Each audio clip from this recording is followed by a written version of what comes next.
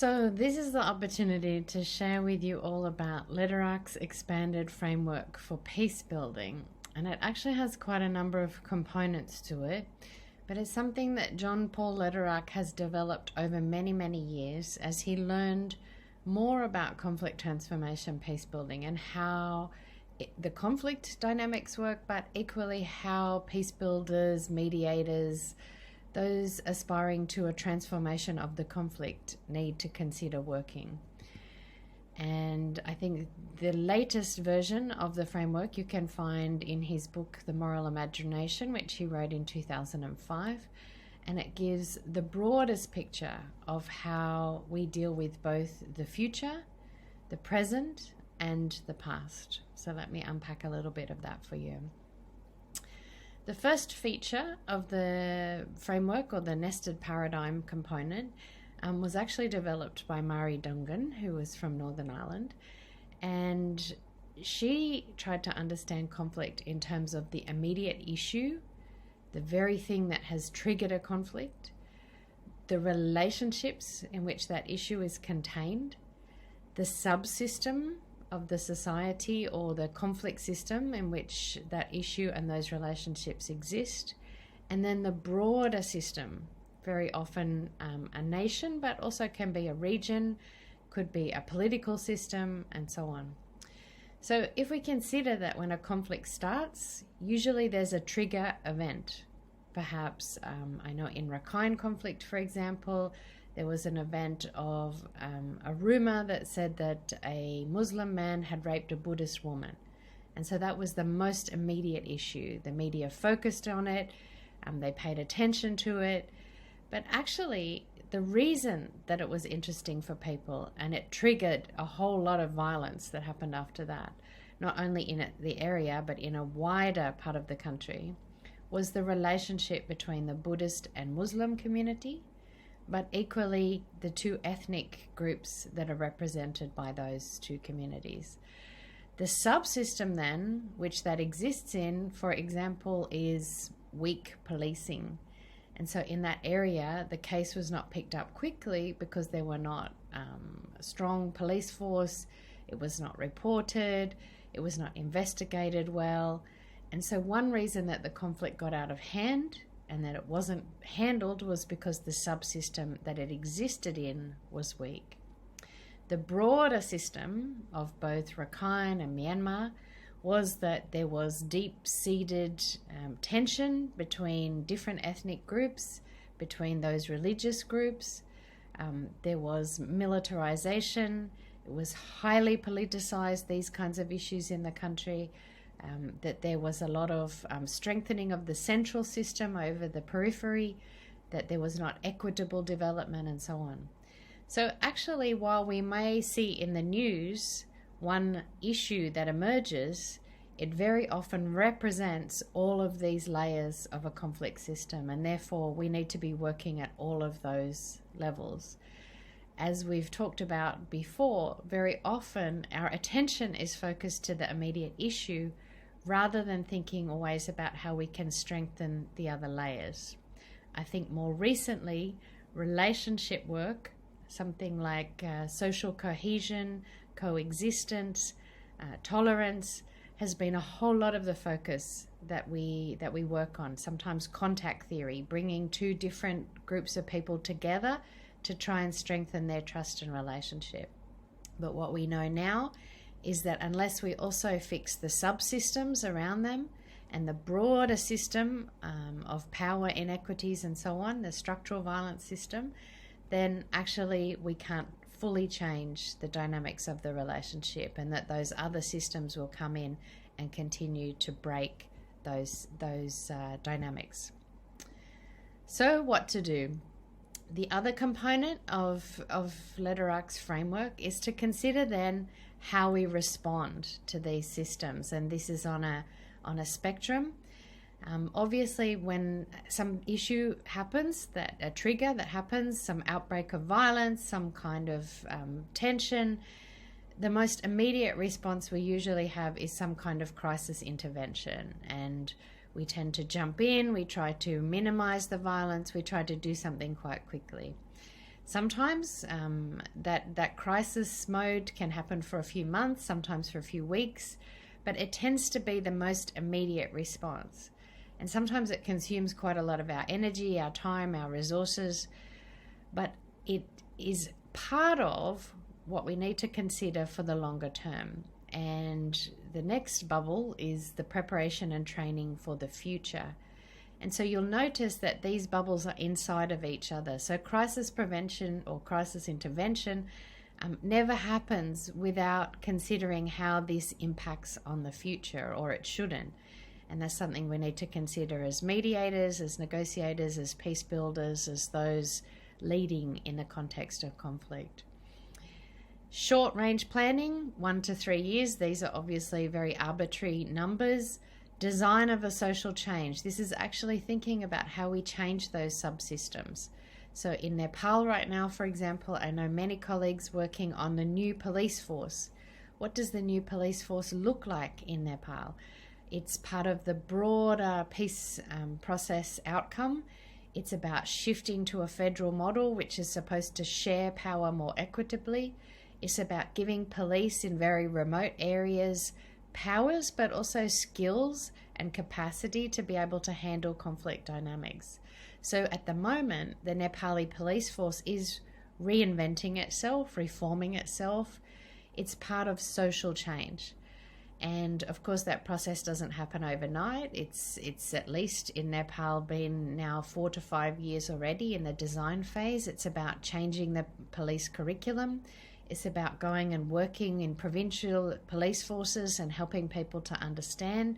It's about working with the community to rebuild its relationship with a police force that was once engaged as part of the security forces in the conflict. So actually, design of social change can take 5 to 10 years, and it's part of a process which is really contributing to the more desired future. The desired future, of course, is the whole way we want a conflict or a society or a situation to be transformed. And this involves, of course, generational visions. How do we want to move from this generation that experienced conflict? We're very acutely aware of that in Cambodia, to pass on to something to the next generation that doesn't replicate the conflict, but also has addressed many of the root causes. And so this part is about the time dimension in peace building. When you put these together, the level of response, the issue, relationship, subsystem, and system, as well as the time frame along the bottom, you can see that there are a number of things that we need to address. So I've spoken a little bit already about crisis management. That's when we're doing intervention on the very immediate issue that's caused a conflict or some kind of violence to outbreak. So how do we manage that immediate crisis? Very often, some of us stay stuck in this part of the framework for a very long time, and I think that can be very frustrating. It's very resource consuming, but it never gets us to those other places. I think if you go immediately up, we can often see that those immediate issues are part of a much bigger systemic problem. Root causes. What are the root causes that created this crisis? And this is a great opportunity, as we'll see in coming weeks, to look at conflict analysis, to try and understand what's really going on here. What's this about? This is not about this particular incident with Party A and Party B. This is actually about a broader systemic problem, and how do we start to address that? The next is, how do we move ourselves out of crisis management or crisis control into the desired change that we're looking for? And so how do we get into some of those relationship building subsystem types of work? How do we make the move towards transformation? But of course, all the time moving into our top corner of vision. What is the vision that we're trying to build? What are the social structures and relationships that we desire that need to be changed? And so this part can actually be national dialogues doing that together. It can be people dreaming about what kind of society, but it's very connected, as you can see on the framework, to root causes. These are the causes, but we also have to have the imagination of what's possible and what would we like instead of those challenges. Finally, if if we go along the bottom level, is how do we make sure or build into our process some kind of prevention that this doesn't happen again. And so in Cambodia, it's about how do we talk to young people about the genocide, the civil war that happened, so that they can become aware of what the root causes were and not replicate them again. And so these 5 areas of work, somehow we move between them very often all of the time, and sometimes simultaneously. But what we need to be very aware of is that they are all needed. We need to know the root causes. We need to be very conscious of moving out of crisis management, but we also need to know where we're moving to. What is it that we're facilitating and helping people to achieve? In the Bangsamoro process in the Philippines, it was autonomy, and it was agreed very early on between the government and the Moro Islamic Liberation Front. The vision is a viable, sustainable, autonomous state which would give the Moro people the chance to self-govern. And so then it was easier to think about, well, what are the subsystems that we need to get there? What kind of relationships do we need to have between the Filipino people and the Moro people to achieve that vision? And then how do we do some kind of prevention to make sure that the next generation isn't frustrated and wants to return to the armed struggle? The new part of this framework, which Lederach developed over the last 15 years and has talked a lot more about, is the past. And it's something that we don't give enough credence to, but it has a lot to do with how we consider the narratives and the stories. And so sometimes an issue, as we've seen in the issue relationship subsystem system framework, is mostly about recent events. So people who tell gossip or share stories, it's about this is what happened last week, this is what they did to us. But actually that lives within the framework of the history that you have experienced. If you are part of an ethnic group, especially in Sri Lanka today, we see Tamil young people, they experience some kind of discrimination. They cannot access the services they need. They feel marginalized in their society. So it's a real experience for them. It's something that they live. But on top of that, it's reinforced by the remembered history, the stories that their grandparents tell them, the stories that their parents tell them about their lives. And so it's about, this is not just happening to you, this has happened to us all of our lives. This is reinforced by the broader narrative of all the people of that particular group. So in Rakhine, for example, people will start talking about the Arakan kingdom that happened 500 years ago, 300 years ago. This is how we used to be, but this other group, the Burmans, have taken that away from us. We have been denied our rightful space in history. That therefore means that our grandparents, our parents were affected. That means our lives have been affected. And that means what happened last week is part of that broader story. And this is a very, very powerful framework. This is the part where dignity comes in. This is where people feel that not just have they not been given economic access, that the services in their area are not including them, but on top of that, this has been going on for hundreds of years to their ancestors, but also to their parents and to themselves, and continues, and they can only see that this would also happen to their children. And so this part is also powerful because in many societies and cultures, this moment that we live in right now is the same moment as 100 years ago, and it's the same moment as what's to come. And so this concept of time is very, very powerful. I want to put this together for you so you can see the whole picture. If we just focus on the left-hand side for a moment, you can see this recent events, lived history, remembered history, and narrative is very powerful because it's the kind of work that we often neglect. And therefore, if we connect the far left to the far right side of the picture, can see that our future vision has to be also a changed past narrative. And so in the top right left hand corner, we have to talk about restorying. how do we talk now about who we were and what kinds of people were we, and what stories do we want to take forward into the future? It's also about collective healing. Is how do we heal that past, and how do we also look for the positive stories from that past about a time when we lived together. And I know a group in India that does a lot of work on this, is telling the stories of how we have for a long time lived with this other community, finding parts of the culture which means that we're so co-independent that we can't actually be separated from one another. But remembered history, and in terms of relationship, it's also about renegotiating our identities. And there's some work done in Australia on this, on, okay, I'm an Aboriginal Indigenous person today. This is what happened to my grandparents and my parents, which needs some acknowledgement. But I'm also a person who's evolving culture into the future. And so I take the positive parts of my culture with me and bring them into the future.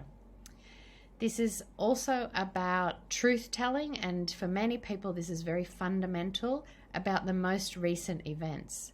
So truth-telling is very hard about the narrative, the 400, 600, 7,000 years ago, but it's much more important for those events that happen in the last 10, 20, 30 years, because people are still alive who remember and who still want those things addressed, because they're very much linked to the root causes of the conflict. It can be land confiscation, militarization, denial of access to education, the right to use language, and many other things. But somehow telling the truth about the injustices that have happened to people over that time is very much connected to that broader system. Finally, restorative justice, nestled there around lived history and relationships and issues. Restorative justice, of course, focuses on restoring relationship. And it can be in a community, a family to a family, but it could equally be between ethnic groups, religious groups, groups that have fought each other. My example of the police in Nepal, the police were very much part of those that fought against the Maoists. And now with the Maoist government in play, actually some kind of restorative justice process between the two has been very important. So this framework helps us to see how we move from the recent events and the issues and our immediate response to them out into a much bigger picture, and to think more seriously about where are we moving to, what do we need to address in the past, how do we get there. And so as you'll see across the top, it's a creation process, it's a survival process for a people. Who are we? Where are we going? Very fundamental questions. Across the bottom, time. This is all about time in the past and in the future. And on this right side, about the kinds of work we're doing to address the structural injustices or violence that's going on, but also not to forget and to pay attention to the narratives, the dignity, the storytelling, the addressing of the past, which is equally as important as changing the subsystems and systems. Thank you very much.